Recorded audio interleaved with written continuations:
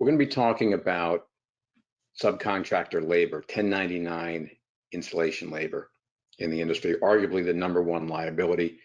Some people could say it's telemarketing off of bad lead generation. That's a very complex topic that we won't have time to get into, but the use of independent contractor labor is clearly one of the big problems that the industry has had for the past couple of years, and it's on track to be one of our larger problems in 2022. We're going to talk about contract structuring from 30,000 feet and also lead paint, which everyone seems to think has gone away, and I assure you it is not. So I think we've got is the first screen up there, Tim? It looks like it is. It is, yes. Okay, so let me explain before we get to the screen. What we're talking about, the problem started primarily under the Obama administration. It's moved forward exponentially, took a little bit of a hiatus under Trump, but not too much of one. The utilization of independent contractor labor, which is prevalent in the industry, is a nuclear problem. Can it be done? Yes. Despite all the employment law firms out there and all the accounting firms telling you you can't run 1099 labor, you absolutely can. But it is difficult to do so. And the takeaway I want you to have is if you're not prepared to build a brick wall around your installer relationships, then you seriously need to convert those installers over to W-2 employees, as expensive as that is. Because if you're not going to do it right, if you're not going to protect yourself, and nobody else is, if you're not going to protect yourself, you're facing a potential nuclear disaster. What do I mean by that? If the installer is up on a ladder doing roofing or windows or whatever your installers are doing for you, and they break an ankle, it doesn't matter that this person is your a godfather to your son or your daughter. You've had them over for dinner multiple times. They're going to come after you. They're going to go to the wrong 1-800-SUE-YOU lawyer, and they're going to come after you. And when they come after you, they're going to be seeking the payroll taxes that were never paid at the state level, as if they should have been a W-2 employee, the payroll taxes at the federal level. They're going to be seeking workers' compensation.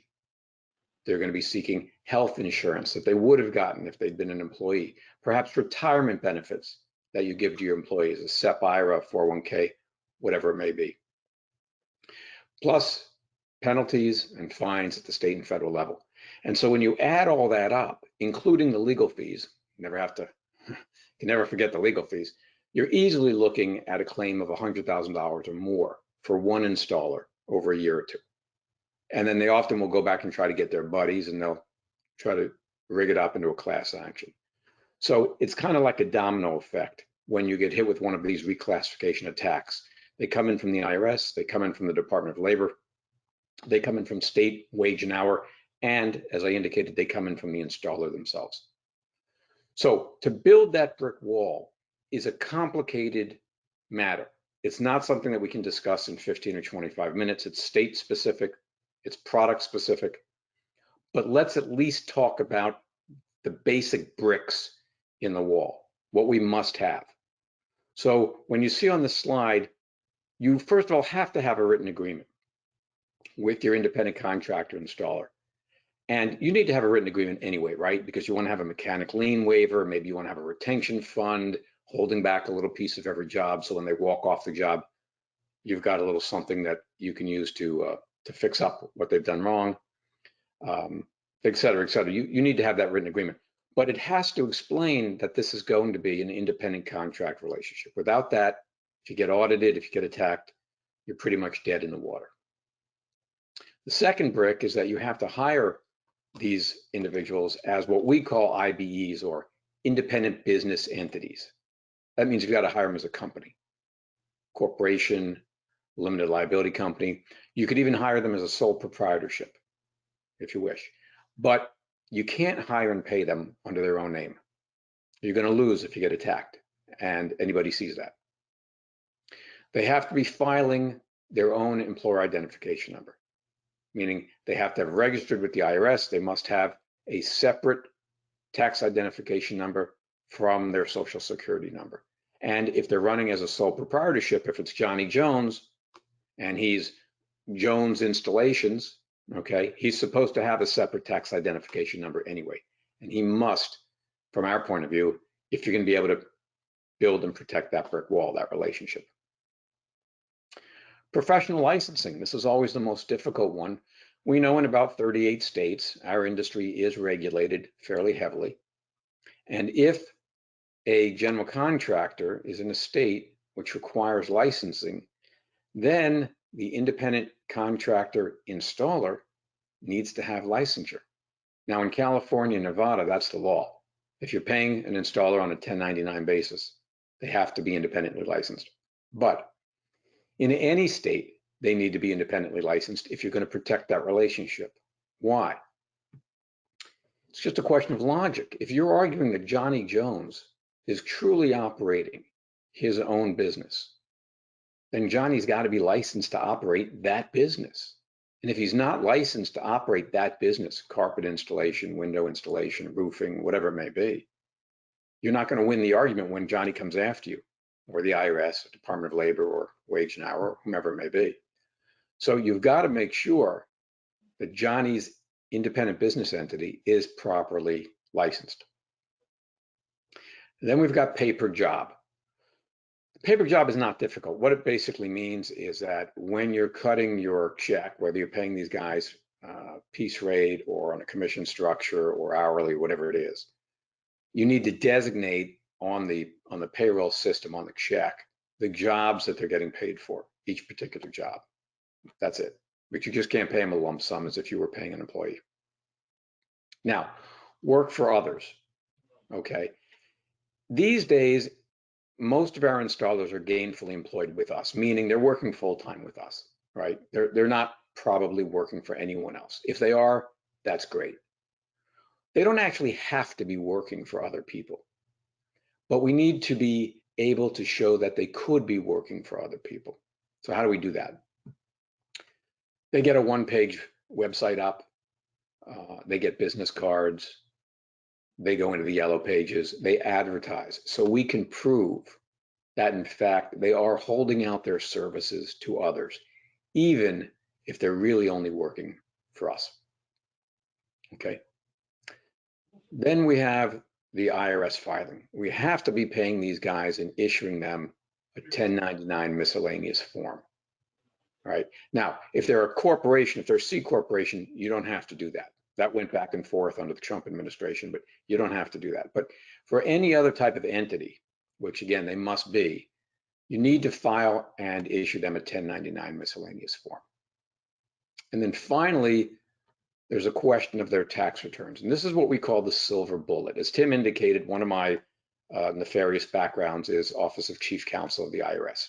So what happens when these guys sue us or Wage and Hour comes in and they say, you know what, you owe us $150,000 because Johnny should have been an employee over the past 6 months, 2 years, 3 years, whatever. Okay, Johnny wants a piece of your pie. If we're able to show that we've got a cover page from one of Johnny's independent business entities tax returns, right? So we hired Johnny as a business entity, okay? And we said, you've got to give us the first couple pages or the first page of your tax return. Now we're sitting there across from the 1-800-SUE-YOU lawyer. And Johnny and he are saying, Johnny really was an employee and he was entitled to all these benefits and you owe $150,000. And we can pull out the cover page from the tax return that Johnny gave us for his company, showing that he filed with the federal government, with the IRS, as Jones Installation, and that he took his expenses as deductions. Then we say, well, there's a little bit of a problem here because you're saying that Johnny should have been an employee, but we've got a document here, a submission signed by Johnny to the Internal Revenue Service saying, in fact, he was a business and he took against his taxes business deductions for his expenses. So you can't have it both ways. So either Johnny committed tax fraud and he should have been an employee, or Johnny was never an employee and he didn't commit tax fraud. So I'll pick up the phone and call the district director of the Internal Revenue Service and we'll walk through this right now. And you'd be surprised at how quickly we are able with that strategy to shut down these claims from the installers. But it helps immensely if you've got a copy of the tax return as part of your onboarding procedure. Again, these are just a handful of the bricks that are necessary to build that wall. There are usually 15 or 20 bricks in each state. And again, it's product specific. And some of the bricks are more important than others. I can't tell you how many bricks you can pull out of the wall and still have structural integrity. But I can tell you, if you build the wall properly, we at least at our firm have never lost an audit or an attack with proper protocols.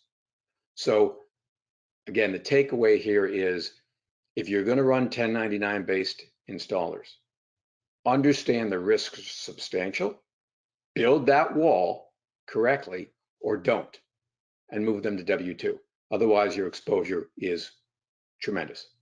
Okay, now, none of this brick wall is going to work for sales representatives. There's an entirely different structure we use there. It's called Section 3508 under the Internal Revenue Code that allows you to treat your installers as if your sales reps, as if they were independent contractors. Completely different conversation. I just want to make sure everybody's aware of this. We're talking about installers only here, not sales representatives. Okay, so the second top liability that we've been running into for the past couple of years is essentially contract structuring, our contracts. A lot of our contract paperwork is taken from other remodelers, I'm not sure why, but it is. It's stolen from other remodelers, oftentimes larger players in the industry, because there's an assumption that if they're doing $50 million or $150 million or $400 million, they must know what they're doing. They must have really good documents. And I can tell you that is a false assumption. It's not accurate. So if you're writing hundreds of thousands of dollars or millions of dollars or tens of millions of dollars on customer-facing paperwork, you really should take the time to make sure that paperwork is not only compliant with federal and state law, but it has the necessary business protections that you want. And there's an endemic failure in our industry to understand this for some reason. And every time we get in front of one of the attorney generals or we get hit in a class action lawsuit by consumers, they pull up the contract. And if there is some defect on that contract, that means that every job that you've written for the past 5 years or 7 years, whatever the statute of limitations might be in your state or states, every job you've written on that paperwork is a bad job. And your entire operation essentially rests on that. So you get up in front of an attorney general or a district attorney, they're looking to run for governor next year. They're looking for something sexy and they want to go after the evil home improvement contractor. And we're making it very, very easy for them because there's going to be some sort of defect in the contract. So we want to remember our industry is governed by both federal law and state law. Again, about 38 states have specific home improvement regulations that govern what can and cannot go into a contract. And federal law does as well. And one of the most basic issues that we have to remember is the right of rescission. If we're selling in the home, we must give a right of rescission.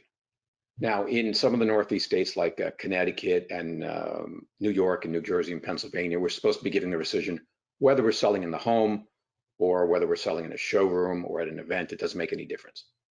But traditionally, if we're closing in the home, we have to give a right of rescission, and there has to be a notice on the contract talking about the right of rescission, and then there has to be a rescission form. And we have to give 2 copies of that rescission form to every customer. So if I'm selling a new bath remodel job, let's say a liner job, to a husband and wife, they're supposed to get 4 copies of the rescission. If they're life partners, 4 copies of the rescission. If I'm not giving them 4 copies of that rescission in compliance with state and federal law, my contract is defective, and every job I've written is defective. So you want to make sure that you're in compliance with the federal rule that governs that, which is 429, 16 CFR 429, and the state versions. And every state has some version of that rule. They've got some rescission type of rule. And a lot of the states are different. So Rhode Island, Michigan, Florida, California, the language is different than the federal language.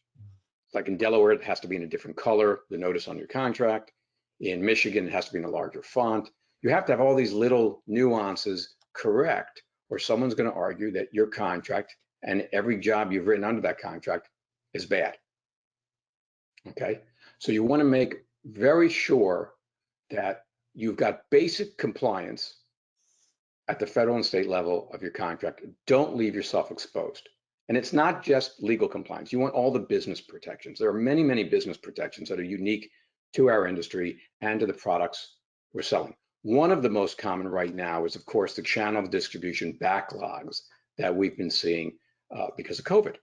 So, Tim, can we bring up, yes, there it is. Okay, so the delays. Now, this is just a concept paragraph, but you want to have delay language in your contract saying basically what? Well, events beyond our control. What are we talking about? Material shortages, financing delays, delays on inspections, permitting, unforeseen structural problems, incorrect pricing by the sales rep, because you know the sales reps are going to screw up the pricing quite a bit. If any of those things happen, it's not going to mean that we're in breach of the contract because there's been a delay. And if any of those things happen and we want to back out of the contract within, say, 30 days, we can do that. Give you back your deposit and get out. So we don't get hit with massive price shortages because, you know, lumber has tripled since we wrote the contract, for example. Okay, so you want to have language like that, but you also want to set your expectations. When we're running a 6 or 8 month backlog on window installs these days, for example, keep in communication with the customer. Let them know what's going on. Send them a box of cookies. Is it hokey? Yes, but we solve so many problems by sending out a $10 box of cookies with a short note. Manage the customer's expectations, but make sure you've got the legal backup with a good delay clause in your contract. Okay, now, third liability issue, lead paint. So I'm going to ask Tim to bring up the lead paint slide, which is our next one. Okay, now we're going to hope that everybody here knows what I'm talking about because a lead paint seminar is a good 2 to 3 hours minimum. Okay, the violation penalty is $37,500 per violation. You screw a job on lead paint, you can be looking at hundreds of thousands of dollars, multiple violations on one job. The Hanson's window operation, a lot of you are familiar with that. That was a $113 million fine by the EPA. It took us 5 years to get them out of that. And we have lead paint audits and litigation going multiple times a year. I don't know why people think this issue has disappeared. I can assure you it has not. Very quickly here, again, on the assumption that most of you know what I'm referring to. If you don't, there's a takeaway, which is you should figure it out. 1, the lead paint information pamphlet has to be delivered on jobs that are working on houses from 1977 and before. Okay, it can be delivered electronically, it can be delivered at time of close, but you need the customer's address as a signature. You have to give them the lead paint pamphlet. You need to verify the age of the house. If the house is from 1978 or later, you don't have to worry about lead paint. But if it's from before 1978, you're supposed to be testing. All right, unless you can get under one of the Toxic Substances Control Act exemptions, which basically means if you're disturbing less than 6 square feet of paint per room on the inside of the house, or less than 20 square feet of paint on the outside of the house. Those are your exemptions. Then, if you don't have those exemptions and the house is from 1977 or before, you're supposed to be testing for lead paint. And you're supposed to have certified test results. And the customer's supposed to get a copy of those. There's supposed to be a checklist as to how you have then performed the lead safe work practices. That's signed off again by your certified renovator, which is generally your crew chief. Copy goes to the customer. Then you have the clearance testing, again signed off by your certified renovator, again copy to the customer. And of course, your certified renovator needs to be licensed. You're supposed to be licensed as a renovation firm with the EPA, and the crews are supposed to have on-the-job training as well. A huge, complex topic. If none of this is ringing a bell, then I'm going to assume that you're either assuming the risk on lead paint, which is a difficult judgment call to make, but if you're a smaller operator, understand that. Or you know what I'm talking about. You have this all in line. You have all this paperwork. It's a record-keeping structure. Here's what I would point out, though. Because of the channel distribution delays, when we talked about delays a few moments ago over COVID, the delivery of the lead paint informational pamphlet is supposed to be renewed if we don't start the job within 60 days. So we're getting a lot of headaches from the EPA on this, a lot of attacks, because our jobs are getting delayed, obviously, many, many months right now. So if you've given the lead paint pamphlet out at time of sale, and more than 60 days have gone by before we're starting the install, you need to deliver a second pamphlet. Don't set yourself up for that kind of nonsense litigation, okay? Get yourself on a tickler system, get the second pamphlet out when we have backlogs due to COVID. Okay, now we only have a few minutes left. I'm going to ask Tim to bring up one more slide, okay? Because everything we've been talking about, as fun as it is and as exciting as it is, everything can be encapsulated by protecting yourself to some degree with a class action waiver. This is critical. Individual lawsuits can generally be dealt with, but class action is nuclear. And having a class action waiver is more art than science. It depends on what state you're in. Again, this is just a sample. I'm not a big fan of arbitration. I prefer the courtroom as a rule, because if we're suing somebody, it's better and faster and cheaper for us to use the courtroom. If someone's coming after us, though, I want the option, if it's a class action, to move it into arbitration and have it waived as a class action. No jackpot jury awards, no anti-home improvement juries. It's confidential, it's private.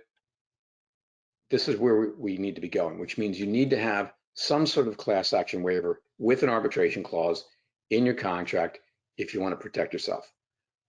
Basically, it's supposed to say that if there's any claim, then at the option of either party, you can move it into arbitration, and the customer's agreeing that they're not going to join a class, they're not going to represent themselves as the representative of a class. Maybe you have a mediation process in there as well. Okay, now it is just as important to put this into your employee handbooks or your employment contracts so that you have a good shot at prohibiting any employees from bringing class action against you. It's critical. So the class action waiver, again, which should be in an arbitration clause, should be in your customer-facing work order, and strongly recommend that it goes into any employment agreements that you've got with your people. You can put it in your installer agreement as well, and you can put it in your sales rep agreement, okay? So with all that fun stuff being said, the takeaway is you can spend all your money generating leads, but you have to understand that there is a target on your back. Our industry is not exactly loved for a variety of reasons. If you're not going to take the steps to protect and keep the money you're making, you shouldn't be in this industry, because it's about a lot more than just lead generation and closing the sale. Don't let these people simply walk off with the money that you make. And on that happy note, I'll turn it back.